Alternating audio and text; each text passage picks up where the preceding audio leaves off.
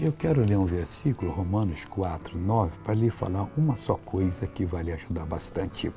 Vem, pois, esta bem-aventurança sobre a circuncisão somente, ou também sobre a incircuncisão? Porque dizemos que a fé foi imputada como justiça a Abraão. Eu quero falar só da fé agora.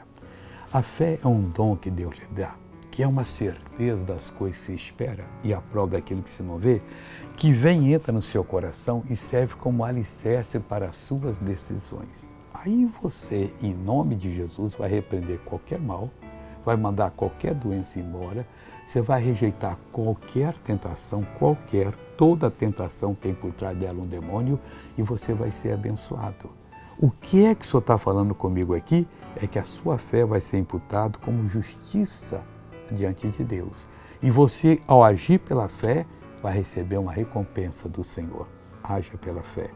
Veja essa pessoa que foi abençoada. Você não fazia isso?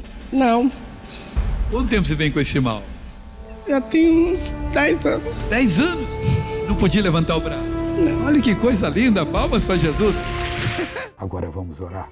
Oh, meu Pai, querido, eu quero que essa pessoa que aprendeu hoje, que quando ela age pela fé, fé que vem pela Tua palavra, não pelo desejo dela, nem pela necessidade, mas porque o Senhor revelou para ela, ela então faz um ato de justiça e isso vai ser anotado na ficha dela.